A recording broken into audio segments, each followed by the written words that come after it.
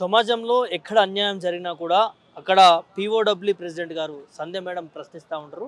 So మరి ఇవాళ జరుగుతున్నటువంటి ఆపరేషన్ కగార్‌కి సంబంధించి అసలు ఏం చెప్తారు? ఎటువైపు వారు మాట్లాడే అవకాశం ఉందనేది వారితో మాట్లాడించే ప్రయత్నం చేద్దాం. ఏంటి మేడం ఆపరేషన్ కగార్‌ని ఎట్లా చూస్తున్నారు? రీసెంట్‌గా హిట్‌మాన్ కూడా ఎన్‌కౌంటర్ చేసినటువంటి పరిస్థితి చూస్తా ఉన్నాం.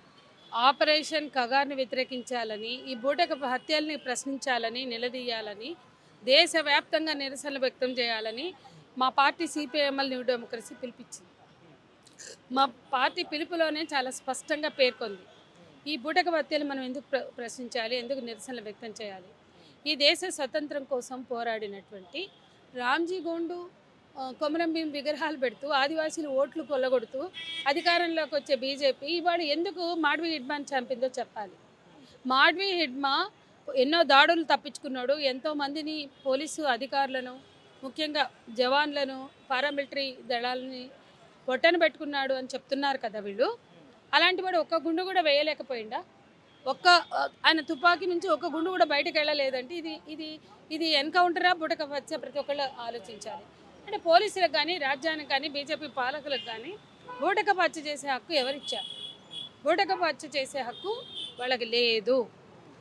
నిజంగా క్రాస్ ఫైరింగ్ అంటే అర్థం చేసుకుంటాం. ఇది క్రాస్ ఫైరింగ్ కాదు. ఒక్క తుపాకీ గుండు కూడా మాడ్వి పేల్చలేకపోయాడు అంటే మీరు సెడెట్ చేశారా?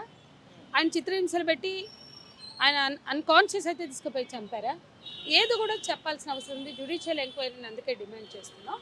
ఇది ఖచ్చితంగా సామ్రాజ్యవాదులకి ఇవాళ ఖనిజ సంపద దోపిడీ చేయడానికి సిద్ధంగా ఉండి ఎంఓయూలు చేసుకున్న ఆ కంపెనీలకు ఇచ్చే భరోసా ఆపరేషన్ కగార్కి సంబంధించిన డెడ్ లైన్ మార్చి 26, మార్చి 31 వాళ్ళు పెట్టారు అంటేనే అయ్యా మీరు మా ఎంఓయూల్ని రద్దు చేసుకోకండి, మేము చేస్తాం, మీరు ఇచ్చిన డెడ్ లైన్ నాటికల్లా ఆ అడవులన్నీ మీ చేతుల్లో పెడతాం, మీ ఖనిజ సంపద దోపిడీకి అని చెప్తున్నారు. మణిపూర్లో అదే జరిగింది, ఈశాన్య రాష్ట్రాల్లో అదే జరిగింది. అక్కడ జాతి పోరాటాలు జరిగితే అక్కడ వీళ్ళు దూరి వాళ్ళిద్దరి మధ్య చిచ్చు పెట్టి ఖనిజ సంపదని కార్పొరేట్లకు అప్పచెప్పారు. ఇవాళ మన జంగల్లో కూడా అదే జరుగుతుంది. అంటే జల్ జంగల్ జమీన్ ఇజ్జత్ హమారా అని పోరాడిన రామ్జీ గోండు వారసులు, బీర్సా ముండా వారసులు ఇతన్ని ఎందుకు చంపుతున్నారు అక్కడ దండలు వేసుకుంటూ?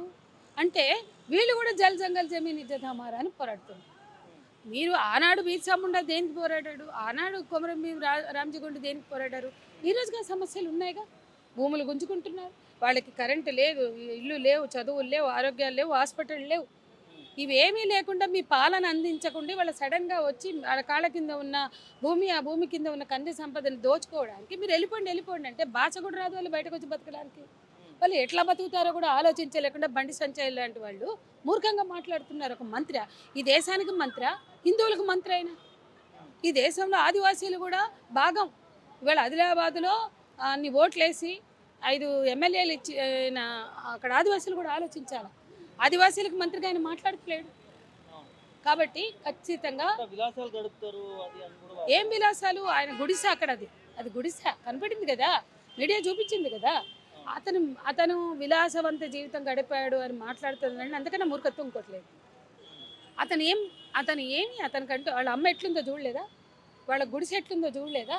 అయినా మాట్లాడుతున్నారంటే ఇది గుడ్డి ప్రచారం, ఒక బురద చల్లడం, అంతకు మించి మరొకటి లేదు.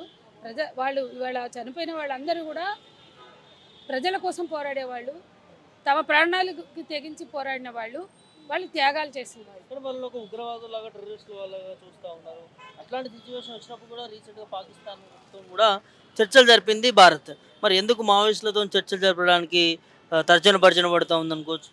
చర్చలు జరపడమే కాదు, ఆయన యుద్ధం ఆపమంటే ట్రంప్, అమెరికా వాడు యుద్ధం ఆపినంత గొప్ప భక్తి వీళ్ళది. ప్రజలు ప్రశ్నించట్లా నీ దేశభక్తి ఏమైంది? ఆయన ఎవరు? అమెరికా అధ్యక్షుడు ఆపమంటే అమెరికా అధ్యక్షుడు, ఇండియా అధ్యక్షుడు ఒకడేనా? అమెరికా అధ్యక్షుడే భారత అధ్యక్షుడా? ఎందుకు ఆపారు? అట్లాగే మా నిఘా నేత్రాల నీడలో అందరూ ఉన్నారంటారు, అన్నీ ఉన్నాయంటారు. పుల్వామాకి వచ్చిన వాళ్ళు, పహల్గామ్కి వచ్చిన వాళ్ళు, మొన్న రెడ్ పోర్ట్కి వచ్చిన వాళ్ళు కూడా మీ నేత్రాల్లో ఉన్నారు. కానీ మీరు ఈ దేశ హిందువుల్ని చంపాలనుకున్నారు. కొంతమందిని చంపి వాళ్ళలో వచ్చేదాన్ని క్రియేట్ చేసి ఒక మూఢభక్తి ఉన్మాదాన్ని పెంచదలుచుకున్నారు. కాబట్టి మీరు ప్రజల్ని గుజరాత్లో ప్రజల్ని హత్య చేసి ఉన్మాదాన్ని పెంచి అధికారంలోకి వచ్చారు. మీరు ఎలక్షన్లు వచ్చినప్పుడల్లా ఎక్కడో ఒక దగ్గర బాంబులు పేల్చి అదేమంటే నలుగురిని చూపిస్తారు. మీ దగ్గర ఆల్రెడీ మీ దృష్టిలో ఉన్న వాళ్ళని చూపిస్తారు, కానీ మీరు ఎందుకు పట్టుకోలేకపోయారు? మాకు తెలుస్తాయి, మా దగ్గర అంత టెక్నాలజీ ఉందంటున్నారు. ఎందుకు ఇప్పుడు వీళ్ళకి తొత్తులుగా ఉండే కొంతమంది మావోయిస్టులు ఇంటర్వ్యూలు ఇస్తూ అన్నీ తెలుసు, నా బుర్రలో ఉండేది కూడా వాడికి తెలుస్తుంది, నా పక్కన ఉన్న ఫోన్లో నా బుర్రలో ఉండేది తెలుస్తుంది, ఎక్కడ ఏం జరుగుతుందో వాళ్ళకి తెలుస్తుంది అంటే నేను వాళ్ళని అడుగుతున్నా. ఇవాళ ఇంటర్వ్యూలు ఇస్తూ రాజ్యానికి గులాంగిరి చేస్తున్న వాళ్ళని నేను అడుగుతున్నా. పెహల్గామ్, పుల్వామా, మొన్న ఎర్రకోట దాడులు వాళ్ళ టెక్నాలజీకి తెలవలేదా? అంటే తెలిసినా చచ్చిపోతే పర్లేదు అనుకున్నారా? అవన్నీ కూడా మనం చర్చించాలి. కాబట్టి ఇవాళ సామ్రాజ్యవాదుల కోసం, ఖనిజ సంపద దోపిడీ చేసే బహుళజాతి కంపెనీల కోసం చేస్తున్న హింసాకాండ, హత్యాకాండ ఇప్పటికే ఎక్కడైతే ఖాళీ చేయించారో ఆ భూములు అక్కడ ఆదివాసుల చేతుల్లో లేవు. మీరు చెప్పండి, మేము 5th షెడ్యూల్ అమలు చేయం, 6th షెడ్యూల్ని అమలు చేయం. మేము 5th షెడ్యూల్, 6th షెడ్యూల్ ఏవి కూడా మేము గౌరవించాం. 170, 5th షెడ్యూల్, 6th షెడ్యూల్ మాకు చెత్త కాగితాలు డస్ట్బిన్లో పడేసాం. మాకు వాళ్ళందరు చచ్చినా పర్వాలేదు, వాళ్ళ నాటి నుంచి ఎలగొడతాం. వాళ్ళకి మాత్రం ఆ భూములు మాత్రం మేము కార్పొరేట్లకు ఇస్తాం. అదే ప్రకటించండి. మీరన్న అర్బన్ నక్సలైట్లు ఎంతమంది పెరుగుతారో మీకు అర్థమవుతుంది. అంటే ఇక్కడ క్లియర్గా చూడొచ్చు మేడం. ఇప్పుడు అక్కడ పోరాటం అంతా కూడా భూమి కోసం, భుక్తి కోసం అంటా ఉన్నారు. అడవులను కాపాడుకోవడం కోసం అక్కడ ఉన్నటువంటి తెగల వారు పోరాటం చేస్తున్నారు అంటారు. కానీ ఇదే బీజేపీ ప్రభుత్వం ఎందుకు వారి పట్ల సానుకూలంగా లేదు? నిజంగానే మీరు అన్నట్టుగా ఆల్రెడీ ఎంఓయూలు కుదుర్చుకున్నాను అనుకోవచ్చా? ఎంఓఈలు ఉన్నాయి కాబట్టి ఇప్పుడు అదే చెప్తున్నాను. వాళ్ళు బ్రతకాలి అనుకుంటే ఇవాళ ఇవన్నీ చేయరు. ఇప్పుడు మనకు కనిపిస్తుంది కదా, వాళ్ళ భూములు ఇచ్చారు కదా. నిజంగా వాళ్ళ మీద మీ ప్రేమ అంటే ఒక ఎకరం భూమి కూడా ఇవ్వకండి. మొన్ననే ఆదానికి 1600 ఎకరాలు ఇచ్చారు. వాడు నైట్కి నైట్ డోజర్లు పెట్టి అడవిని కొట్టేసి వీళ్ళు ఎక్కడెక్కడైతే ఇచ్చారో భూములు, 1 రూపాయికి 30 ఏళ్ళు లీజ్ ఇచ్చారో అక్కడ మొత్తం అంటే 1000 కోట్ల విలువ కలిగే భూమిని మీరు 1 రూపాయికి ఇచ్చారు. ఎక్కడెక్కడ ఇచ్చారో రాత్రులు డోజర్లు పెట్టి దున్నేసి వాటిని మైనింగ్ చేస్తున్నారు. మైనింగ్ ఎందుకు చేస్తున్నారు? మరి ఆదివాసీ ప్రాంతాల్లో మైనింగ్ చేయకూడదు కదా. అది వాళ్ళ భూమి, వాళ్ళ భుక్తి, వాళ్ళ బతుకు తెరువు, వాళ్ళ నీడ. ఆ చెట్టుని ఒక పక్కన గ్రీన్ బెల్ట్ అంటారు, ఒక పక్కన ఓజోన్ పొర అంటారు, మరో పక్కన పర్యావరణం అంటారు. పచ్చగా ఉన్న అడవులను ఎందుకు కొట్టేస్తున్నారు? అంటే ఇది ఖచ్చితంగా కార్పొరేట్ల కోసం సాగే పాలన.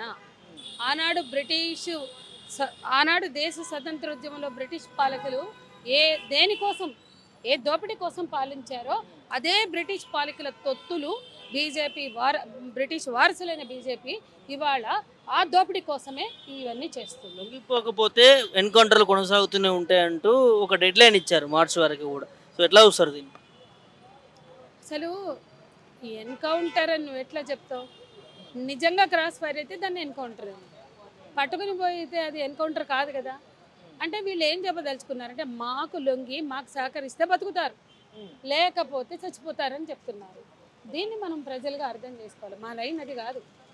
వాళ్ళని కూడా బయట మైదాన ప్రాంతాల్లో చంపారు, కానీ దాంతో ముడిపెట్టి మేము ఈ సమస్యను చూడం. ఇవాళ ప్రజలకు దండకారణ్యంలో చేస్తున్న పోరాటం అంటే మాకు గౌరవం, దండకారణ్యంలో సాగుతున్న ఉద్యమం పట్ల గౌరవం. అది ఒక నిజమైన ఆదివాసీ పోరాటం. అది నిజంగా ఆదివాసీ హక్కుల కోసం జల్ జంగల్ జమీన్ ఇజ్జత్ హమారా అని పోరాడుతున్న పోరాటం. ఆ పోరాటం పట్ల ప్రేమ ఉన్నా, అమాయకులైన ఆదివాసీల పట్ల ప్రేమ ఉన్నా, గౌరవం ఉన్నా ఎవరైనా ఆ పోరాటాన్ని గుర్తించారు. ఆ మావోయిస్టుల లైన్తో విభేదించవచ్చు. ఇవాళ సిపిఐ సిపిఎం పిలిపించారు, వాళ్ళ లైన్ అంగీకరిస్తారని కాదు. ఆ లైన్ అంగీకరిస్తే మేము కూడా అటే ఉండేవాళ్ళం కదా. మా లైన్ అది కాదు, కానీ వాళ్ళని చంపడం తప్పని ఖచ్చితంగా చెప్తాం. ఆదివాసీల హక్కుల కోసం నిలబడినటువంటి వాళ్ళని చంపడం నేరం అంటున్నాం. ఆ నేరం ఇవాళ ప్రభుత్వం చేస్తుందని అంటున్నాం.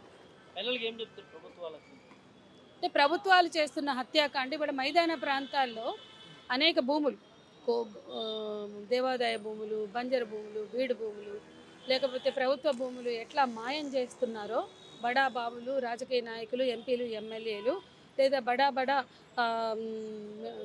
బహుళజాతి కంపెనీలు. ఇప్పుడు మనం చూస్తాం ఇక్కడ మన తెలంగాణ తీసుకుంటే ఒక మైహోమ్ రామేశ్వరరావు, ఒక మేఘా, లేకపోతే ఇంకొకడు, అనేక మంది రియల్టర్లు. అట్లాగే వీళ్ళ బాంబే స్లమ్ని సైతం ఆదాని వాళ్ళు ఎట్లా తీసుకున్నారో చూసాం. వీళ్ళ ఆనంద్ తేలుతుండే రాశాడు, అనేక అర్బన్ స్లమ్స్ కార్పొరేట్లకు వెళ్ళిపోతున్నాయి. అంటే ఎట్లయితే కార్పొరేట్ల కోసం మన మైదానాల్లో వాళ్ళు చేస్తున్నారో అదే అడవిలో కూడా చేస్తున్నారు. మనం ఏమీ మాట్లాడలేకపోతున్నాం. మన భూములు తీసుకుంటుంటే, మన స్లమ్స్ తీసుకుంటుంటే మూసుకుని కూర్చున్నాం. కానీ వాళ్ళు అట్లా ఊరుకోలేదు. ఎందుకంటే వాళ్ళ బతికే అది. వాళ్ళకి ఇంకా అది లేకపోతే బతుకు లేదు కాబట్టి బతుకు పోరాటం వాళ్ళు చేస్తున్నారు. మనమేమో చూస్తూ బాధ కలిగిన, పేదవాళ్ళకి బాధ కలిగిన, సామాన్యులకు బాధ కలిగిన ఇక్కడ మనం నోరు మూసుకుని కూర్చున్నాం. అక్కడ కూడా నోరు మూసుకుని కూర్చోవాలని వీళ్ళు కోరుకుంటున్నారు. అది అది కుదరట్లేదు కాబట్టి 6 నెలల పాపను కూడా చంపారు. ఆమె మావోయిస్ట్ అండి, నాకు అర్థం కాదు. 6 నెలల పాపే మావోయిస్ట్ అయిపోతుందా? గూడాల మీద బాంబులు చేస్తున్నారు, బాంబింగ్లు చేస్తున్నారు. కాబట్టి భయభ్రాంతులకు గురి చేసి, టెర్రరైజ్ చేసి, అక్కడ వాళ్ళకి అండగా ఉన్న వాళ్ళని టెర్రరిస్టుల్లాగా ముద్ర కట్టి వాళ్ళని దేశద్రోహులుగా చూపించి చంపుతున్నారు. ఇది అన్యాయం. నాటి బీర్సా ముండా ఎట్లా ఆదివాసీ హీరోనో, నేటి మాడ్వి అట్లాగే హీరో. ఈ దేశ ప్రపంచ ప్రజలందరికీ చేగువేరా ఎట్లాగా హీరోనో, చేగువేరా బొమ్మలు కాదు షర్ట్ల మీద వేసుకోవాల్సింది. మాడ్వి హిడ్మా బొమ్మని షర్టులో వేసుకునే తిరగాల్సిన అవసరం ఉంది అనేది నేను భావిస్తాను.